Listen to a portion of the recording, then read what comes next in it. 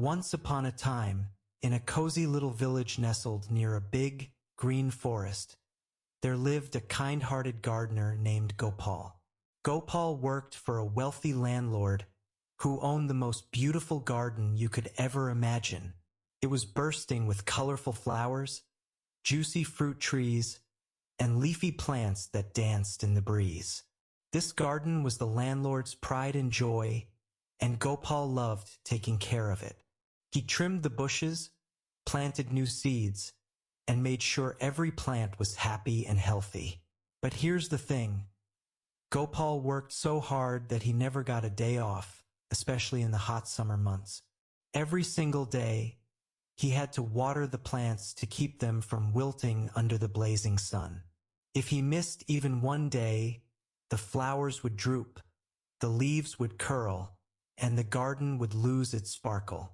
Gopal didn't mind working hard, but sometimes he wished for just a little break to spend with his family. One day, Gopal heard exciting news. The village was getting ready for a grand temple festival. There would be music, dancing, delicious sweets, and bright lanterns lighting up the night. Gopal's eyes sparkled at the thought of joining his family to enjoy the fun. His little daughter, Lila, was so excited, tugging at his hand and saying, "Papa, please come to the festival. We'll eat jalebis and watch the puppet show." But Gopal's heart sank. He knew the landlord wouldn't let him take a day off. Every time he asked, the landlord would frown and say, "Gopal, who will water the plants if you're not here?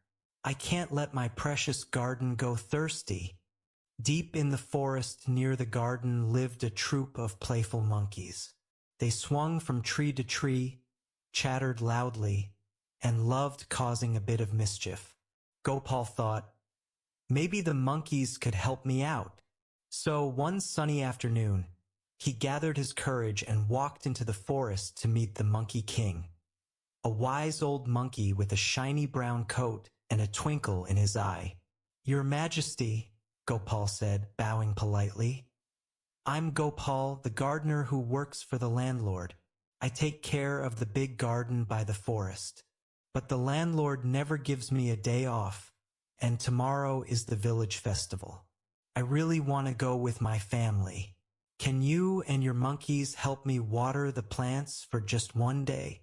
The Monkey King scratched his chin and looked at his chattering friends swinging on the branches. He said, "We're not gardeners, Gopal. We're experts at climbing trees and stealing bananas, not watering plants." The monkeys giggled, but Gopal wasn't discouraged. "It's easy," he said. "I'll give you pots and buckets. All you have to do is fill them with water from the river and pour it on the plants." "That's it." The Monkey King thought for a moment, then nodded. "All right, Gopal. You go enjoy the festival with your family. We'll take care of the garden. Don't you worry." Gopal's face lit up with a big smile. Thank you," he said, feeling lighter than ever. He handed over the pots and buckets, showed the monkeys where the river was, and hurried home to tell his family the good news. But as soon as Gopal left, the monkeys started scratching their heads. "How much water does each plant need?" asked a little monkey with a curly tail. "Yeah, some plants are big and some are tiny," said another. The Monkey King, trying to sound wise, said, "Simple. Just water each plant according to its roots. Big roots need more water, and small roots need less." The monkeys blinked at each other. "But how do we know how big the roots are?" asked a cheeky monkey.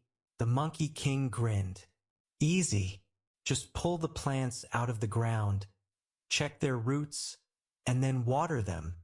The monkeys cheered, thinking this was a brilliant idea. They didn't know any better.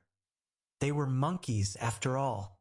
The next morning, while Gopal was at the festival laughing with his daughter and munching on jalebis, the monkeys got to work. They swung into the garden with their pots and buckets, chattering and giggling. One by one, they yanked the plants out of the soil. Roses, marigolds, mango trees, everything. Dirt flew everywhere as the monkeys examined the roots. "This one has big roots, so it gets lots of water," said one monkey, pouring a whole bucket on a poor rose bush. "This one has tiny roots, so just a splash," said another, sprinkling water on a mango sapling. When they were done watering, the monkeys stuffed the plants back into the ground. Upside down, sideways, and all jumbled up, the garden looked like a big, messy puzzle. The monkeys high-fived each other, thinking they'd done a fantastic job, and scampered back to the forest, swinging through the trees. The next day, Gopal returned to the garden, whistling happily after his wonderful day at the festival. But when he saw the garden, his whistle stopped, and his jaw dropped. The plants were wilting, their leaves drooping, and some were even upside down. "Oh no!" Gopal cried. "What happened to my beautiful garden?" He ran to check the plants and saw the dirt all churned up and the roots sticking out. His heart sank. He knew he was in big trouble.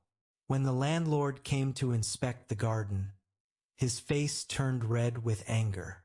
"Gopal," he shouted, "what have you done to my garden?